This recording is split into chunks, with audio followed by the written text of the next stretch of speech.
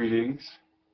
My name is Michael Miller, and this is a Michael Miller Pilates live broadcast out to you, a member of my Core New Core who studied the idea within the original work of Joseph Pilates and know a thing or two about core new tension that my trademark points to.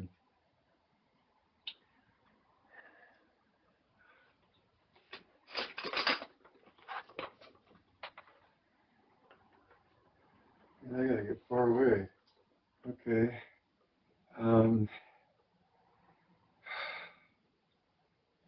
So what's my first title here?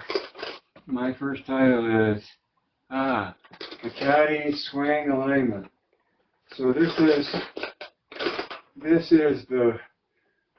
the swing off of my Cadillac, made by Mark Spinard. Extraordinaire. Mark Spinard. And when it comes to the swing, I call that the swing of the Caddy. When it comes to the swing and alignment and gravity, it looks like this. And then if it's like this, it's not in line with gravity. And if it looks like this, it's not in line with gravity.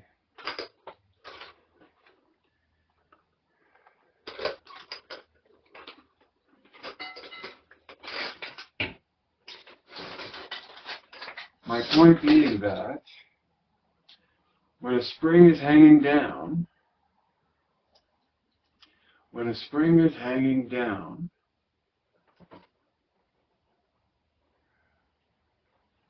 see, especially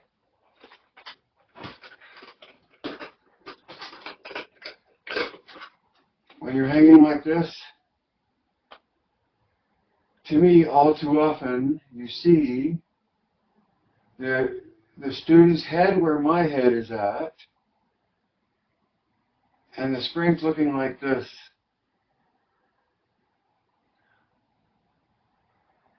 This spring tension this way is in my opinion, a compressive tension. Whereas if the springs are like this, first of all, I like ideally this way when the legs are in doing a numerous Pilates exercises.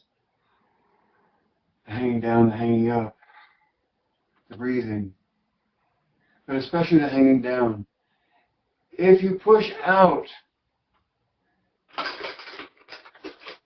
it's heavy. Mark makes really good equipment.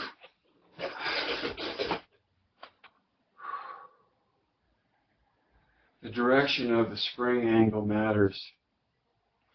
And if your body is like this and the spring angle is here, this spring is supporting in this direction. Whereas if it's ideally this way, but certainly this way is better for me than this way, because this way is like a hammock. This way is decompressive. The whole energy is pull apart, where this energy is pull together. And so that's why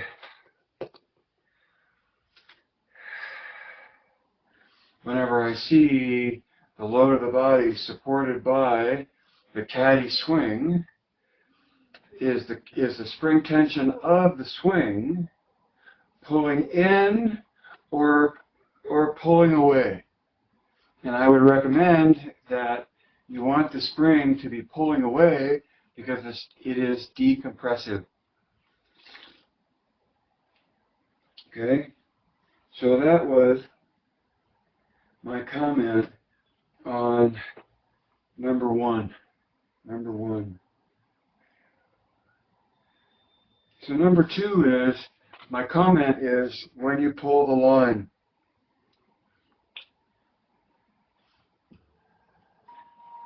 When you do hanging down on the Cadillac and your feet are in the swing and your arms are directly above your shoulders, to me, ideally, that's a square of a rectangle, or square corners in a rectangle as you want to get.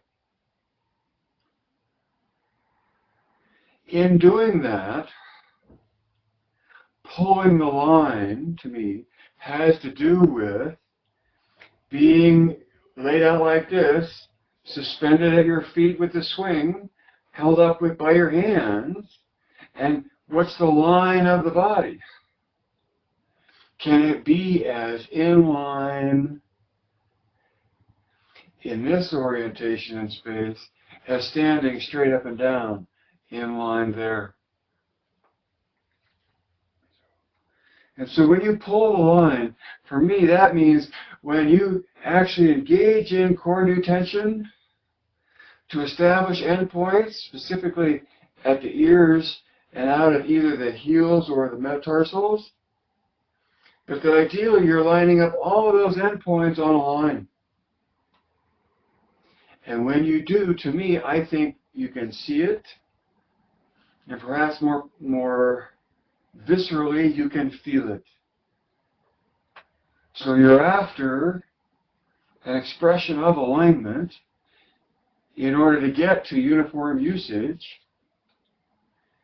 and the confidence you get from being engaged in alignment is its own reward, is its own authority, is in the embodiment of that.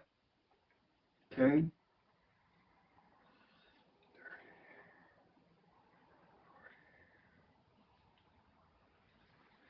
And my notes here talk about when you pull the line, when you reach for alignment, however it is, and whether it's a straight line or a smooth curve, upon which endpoints exist. When you do that, and when you approach that, it goes beyond you. It goes to an ideal that is perceptible, both visually and sensationally, from without and from within. And that comes from being sensitive to tension. Thematically, maybe tension of the swing on the caddy, tension in the exercise of holding your body in a posture or in a line. So it's about holding a straight line through your body when you're horizontal rather than when you're vertical. And to me, the more you engage in core new tension, the more you can feel that line and be in that line and sustain that line from the uniform engagement that comes out of it.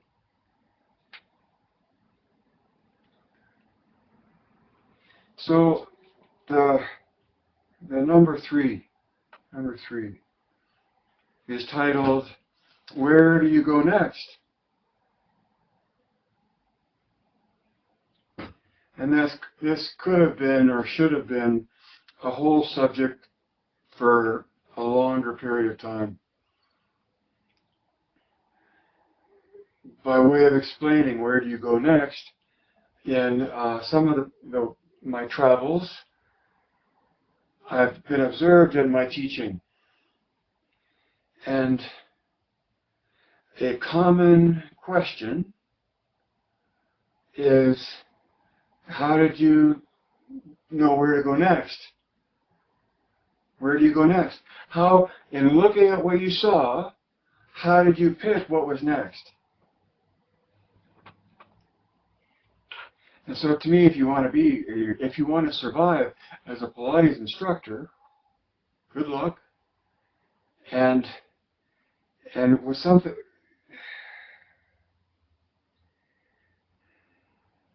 to me, one of the biggest things you take with you is your ability to be present in the moment, and let your presence in the moment determine where you go next.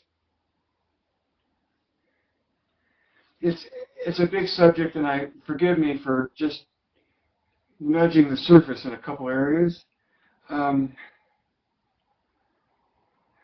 So we're talking about how do you pick what exercise to do next when you're working a private with someone, and you go from, some people are pretty surprised at the journey I go on with a client in a private. And because it's outside of an expected structure or a structure that they're familiar with. And so the question is, of course, where do you go next? It's like, what is your structure for how to pick what exercise you go to from exercise to exercise. Always target safety. That always comes, to me, that comes to mind first. So it's foremost in mind whenever you go about doing anything or deciding what to do next. Fun is high on the list, because if you don't have fun, they don't have fun, they're not coming back. And if I don't have fun, I'm not coming back. And there you go. As a teacher, a key thing is to remember that it's not about delivering to your students' expectations of you. If you really want to enjoy the method, teaching the method, instructing it, because anytime you get wrapped up in delivering to other people's expectations, it ends in misery. And so if it's not fun for you as the instructor, if it's not fun for you, then something's off. And find your own joy and your own passion. And believe me, I've had to get out of the monkey off my back of trying to deliver on a mat class that people have come to expect just everything their way. Hence the Olympics of the mat work and other crazy things to have fun with. In my target in terms of what to pick next, I'm always aware that I'm aiming for an ideal, in that the experience comes from this philosophical view of body, mind, and spirit, with spirit being the observer. And you're reaching for that ideal of being present in the moment and having your client necessarily listen to their sensation, to develop deeper control of whatever movement they're trying. And in my world, I'm teaching toward their autonomy, so that I'm not only teaching them what to listen to, but why and how, so that they're free in their connection to that and not reliant upon a cueing or a correction to get that to happen. Empowering, self-empowering. The message of Pilates, to me, right from Joe, is the empowerment of the individual and the individual's ability to condition themselves to survive in this gravity jungle.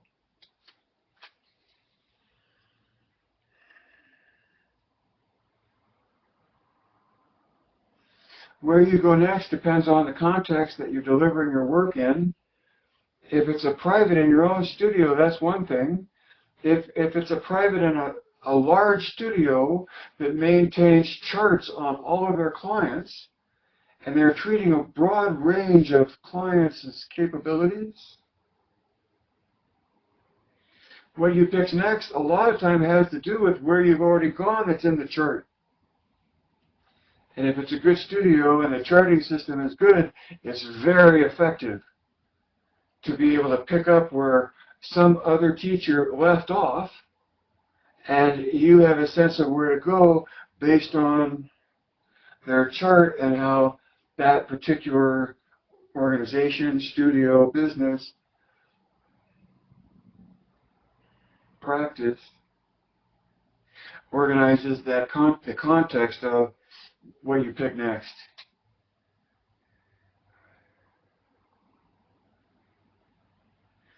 You know, and then to me, you're after the ability to do the mat, because in that ability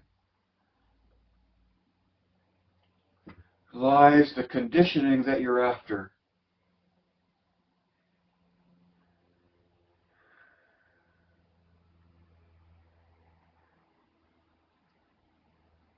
So the body type, in some ways, has to do with what I pick next when I'm teaching. Because if they're as tight of a fire plug and way, way strong, I'm going to lean into the stretchy side of things. And if they're a willow in the wisp of a ballet dancer that has loose joints, I'm going to lean into strengthening more the connections.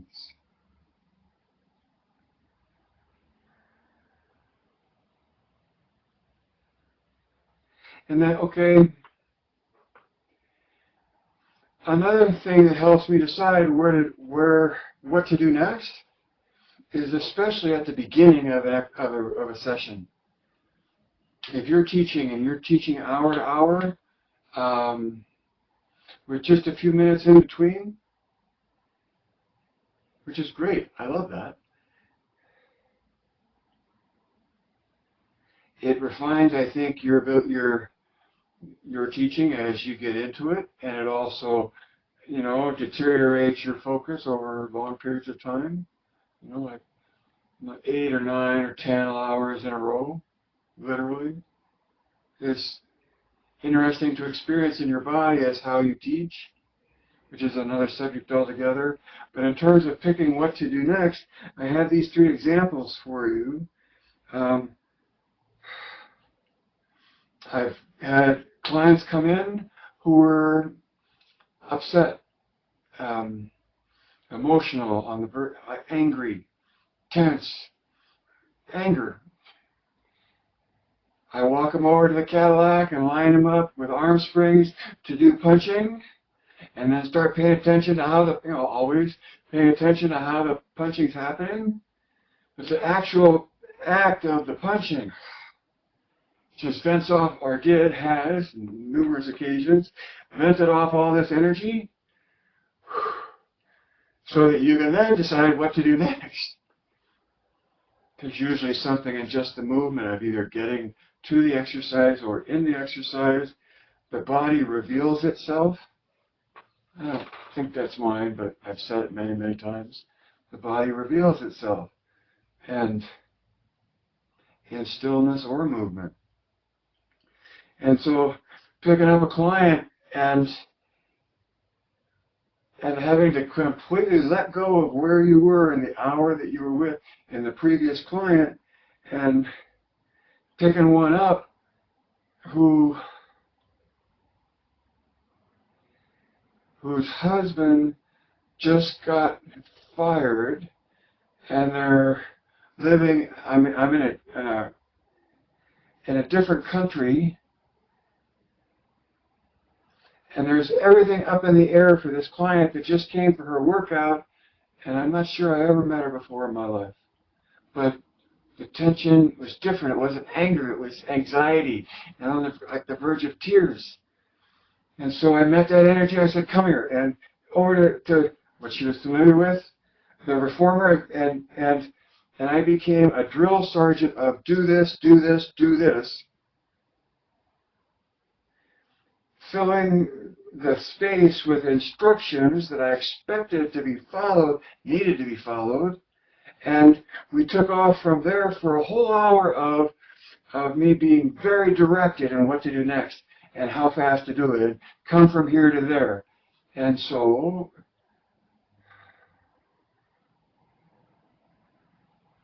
some clients like to travel in pairs and talk to each other while they're doing a reformer workout.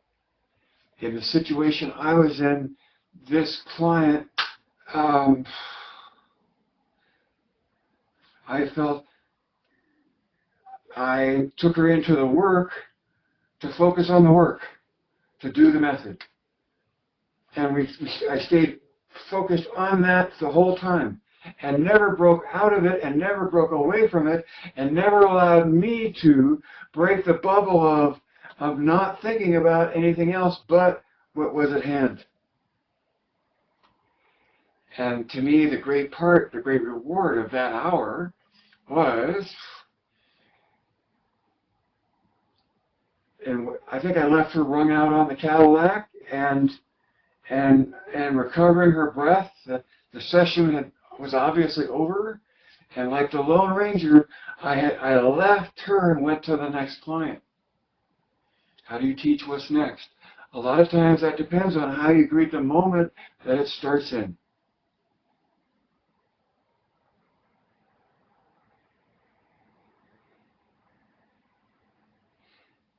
That client, I didn't leave the studio, but must have gone and changed and was back to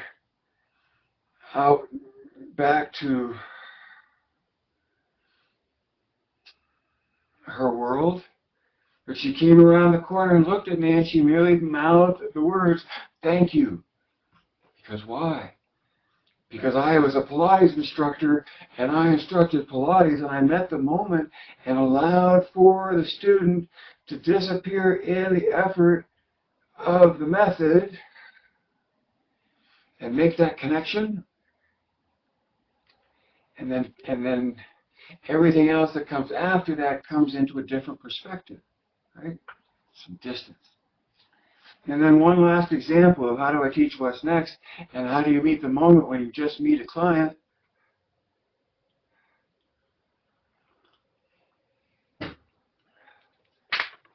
I came up to a row of chairs and had people waiting for their lessons, and the one that was my student was in their chair trying to, not exerting a twist on their body.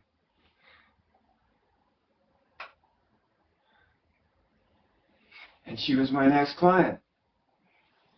And so I know the dogma is you start supine on the Cadillac and develop core control and leg lifts and all of that, right? You also have to recognize the moment that you're in, the body that's in front of you, and the language that it is speaking. And here this body was speaking that it was reaching for more twist in the trunk. And of course, without saying it out loud, in my mind, I know that I can offer her a more advantageous engagement with the equipment that would give her more of what she was looking for, rotation of the trunk. And so that's how that lesson started. Boom, right off the bat. If I'm not wrong, I think it was saw on the push-to bar in the Cadillac. But it was an interaction with apparatus that allowed her to be more engaged in the production of that torsion on the trunk. Now so that's how I got to that situation, but now the question is, what do you do next?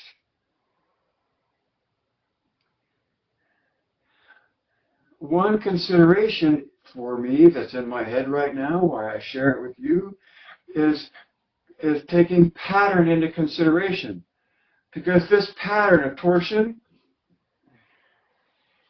is at the end of the progression of pattern that Pilates moves through in terms of flexion, extension, side bending, rotation, and torsion.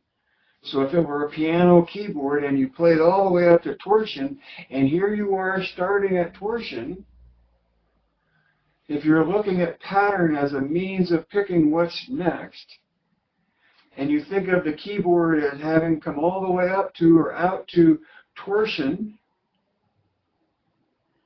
one obvious choice is you can always go and start again at the beginning and go and start with flexion, extension, side bending, rotation to get to torsion. My point being, you can also go down the pattern, rotation, side bending, flexion, extension, right? Did I say that right? And progress in a pattern that way. So from simple to more complex, or from complex to more simple, in a pattern is better than no pattern at all. So in terms of how I pick next, in a big way, and I think you and many others, what they've heard from me, what I talk about, is the progressive pattern of movement, flexion, extension, side bending, rotation, and torsion. That pattern is in Joe's mat. That pattern is in Joe's reformer. Those patterns in little groupings are in all the rest of his work on the chairs and the barrels. And so I'm saying that, knowing that there's that pattern, then with whatever exercise you're in, you can always continue the pattern and do more of it, or you can move down into a more advanced pattern or move up into a simpler pattern. It's the progression of the pattern that matters in terms of how efficient the conditioning effect develops.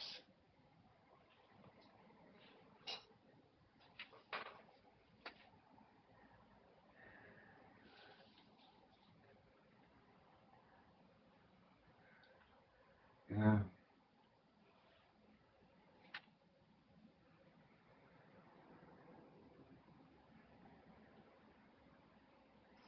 I'm always headed toward the mat.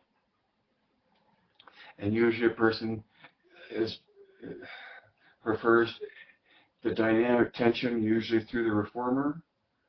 And so I'm teaching, I'm instructing on the reformer in a way that when the reformer disappears, they'll be able to do the mat. Okay? So I'm teaching toward that, and that controls what I teach next. And if a person comes in and they want to do inversions, depending on who they are, and the fact that I'm a great spotter, not a great spotter, but I'm a big spotter, I'm familiar, and it cuts down on the safety thing a lot, depending on who you are as a spotter and such. But if a person wants to try something, generally I'll go right to it then. I won't put it off till the end. Because then the whole class is in anticipation, the whole lesson is in anticipation of something to come that takes you out of, my opinion, it being possible to be more present in the moment. And generally then coming back to it after a whole class that takes you into better control in your body is a good comparison to right out of the chute versus after. Not always, I know, I hear, I know, it depends.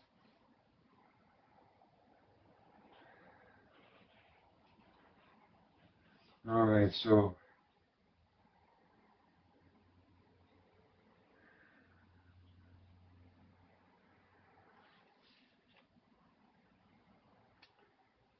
in terms of what's next, I think I want to end with saying that the ideal of Joe's original work, as best I can say it, as Michael Miller Pilates professes it, is uniform eccentric loading flowing through progressive patterns of movement.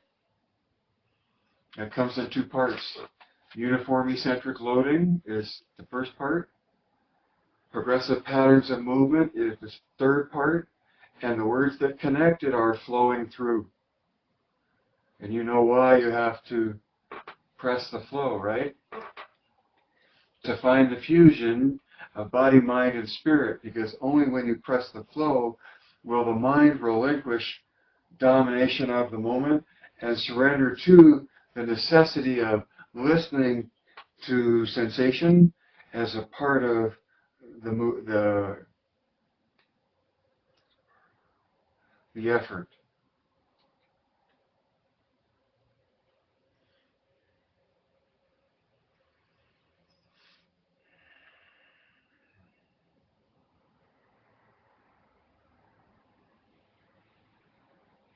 And in terms of where do you teach next, I'm at the core in my head, here at the core, at the grip of things, and that establishing the core is the fundamental engagement of the body that brings about the ability of the body to stabilize itself in space. It's just that the spine got more. So this way, right? For the hips, see the picture and see the shell, right? And then it's this way for the shoulders, right? See that? The shoulders and this, right? Our organism stabilizers between axes. And when they rotate in opposition to one another, that's core new tension.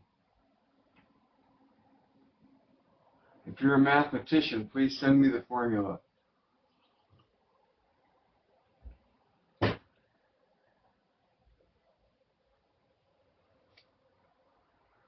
Put your name right up there with Cornu and Euler and Fresnel. All right. So enough of that. But it's a big issue. How do you teach what's next? And a lot of it has to do with flow and what's easy to move through. A lot of it has to do with integrity of the ideal. And almost always someone watching me saying, how do you pick what's next? They would know once I told them I was picking flexion and then extension and then side bending and then rotation and torsion.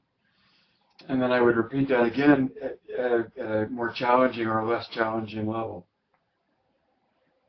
Because it's only through familiarity that you can press flow, right? So in terms of how do I pick what's next, part of what I'm picking next is to build familiarity. If I have an hour and I may never see that person again, there's all kinds of ways I might teach it and have taught it. But if I taught 5 exercises of the mat in order 3 times, by the 3rd time they would be familiar with it and own it more, because it would be familiar. And if they could in some way actually flow through 3 of them on their own in the right order and press that flow, that's more important than vocabulary and exercises, because there is no epiphany in the 501st exercise. All right, Facebook advertising. I know I'm doing this on YouTube, but Facebook sent me an invitation to advertise by sending one of my posts, and one of my favorite ones I might add, out and advertise it and pick where it went to.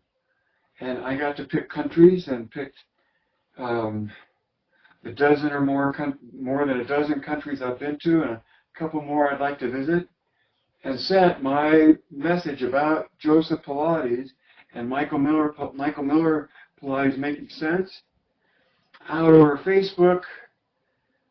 I did it for 3 days. It was fascinating that you can do that, and I don't think I can do that in YouTube. So I'm sort of skating in both environments. And I wanted you to know that that opportunity to project your advertising in Facebook exists. And then that was number 4.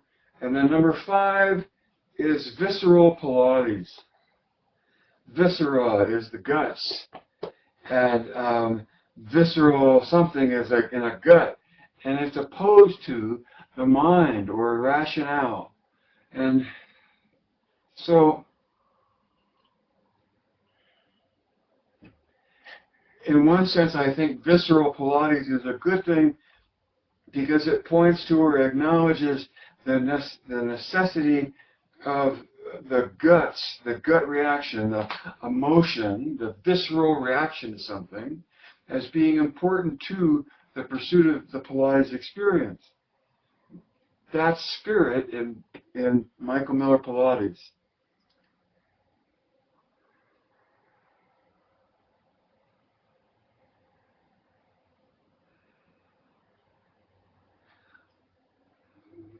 Where I have reservation is that if you just talk about Visceral Pilates and use visceral as an opposition to mind and rationale, you, in my opinion, sell Pilates short. Because Pilates requires mind and body and spirit, which is like a lightning bolt that comes from somewhere that you see the effect of, but it's what you observe without knowing where it came from. The observer. International Sign Language, lightning bolt. So this is meant to be like a lightning bolt coming from behind and into your observation. And so Visceral Pilates isn't enough if it's just coming from your guts, because your mind has to be there as well, in my opinion. And in Michael Miller Pilates, you reach for the pursuit of the ideal expression of Joe's original exercises, and you reach for ideal alignment in space. I think the camera is tilted, but it's square to my image of Cornu, I think. All right. Oh, where is it? Where is it? Lies on a level. Well, excuse me 1 second.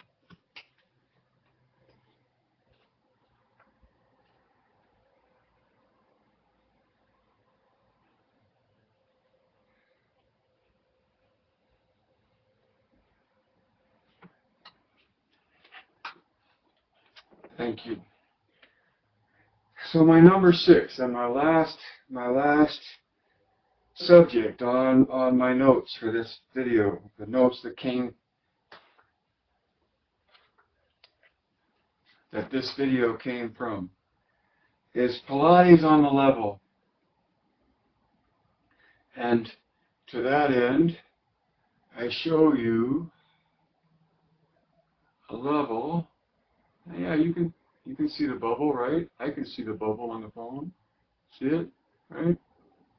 And so there's the bubble and there's the level, and there's the bubble in the middle between the two lines,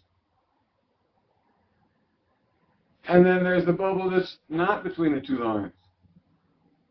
And so level is a line that is not only perceptible, but observable through the device of a level. And if we put this level up on Cornu, right, there's another thing here on the top.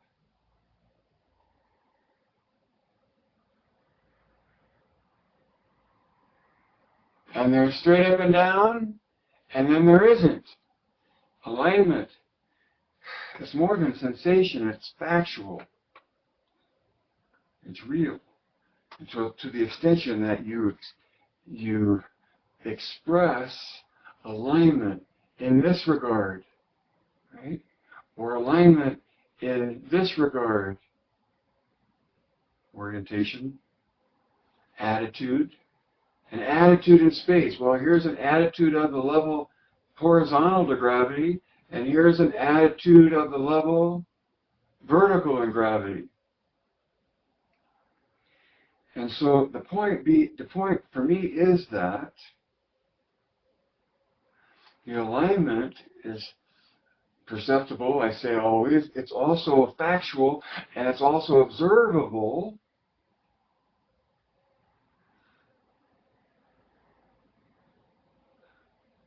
Using devices like this level. When you're doing the hanging down and you're on the Cadillac, your legs at one end and your arms at the other, this line ought to be level, and it ought to be straight from ears to metatarsals, ideally, and heels if you have to keep the knees soft.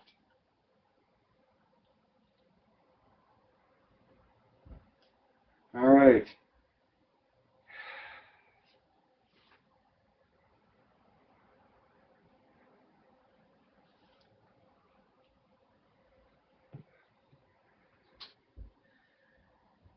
To my Cornu core as a summary, oh man. The caddy on the swing, don't set up compression. Have it be a hammock. A hammock. Have it be seductive of release and let go, not pull in and clench. When you pull a line, you go beyond yourself. You really do. When you pull a line, like a really straight line, it's not just you anymore, it's that line that you can see. When you're uniformly engaged and everything in your body is active. You can feel that. You can see that.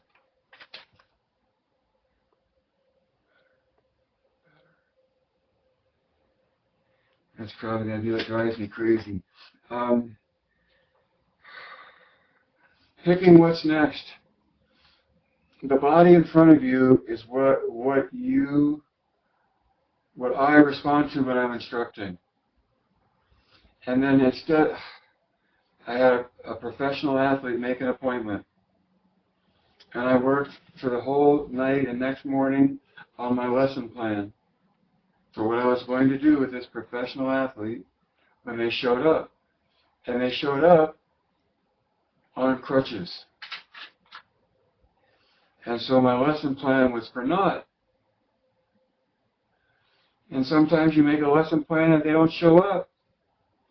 So conserve your energy for when they show up and make how you pick what's next relevant to the state in which you find them.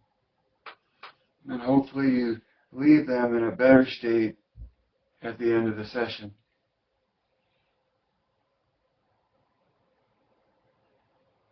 Facebook advertising. Who knew? Visceral Pilates, it's more than visceral. To be concentrating, you have to be concentrating, and I'm pretty sure that requires your mind.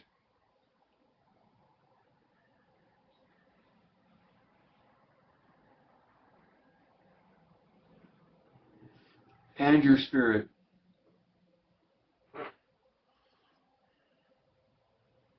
Because your mind thinks about what you sense, and the mind participates in the effort to control the movement.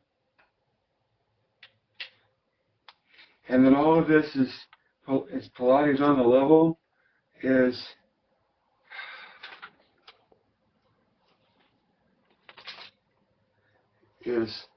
more than just words. It's perceptible and observable.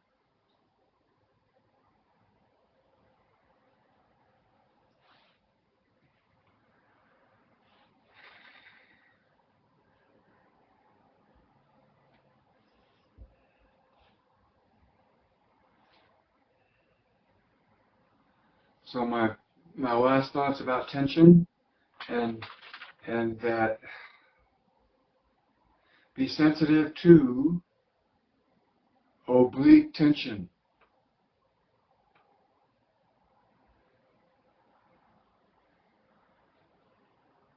Set up tension to be decompressive.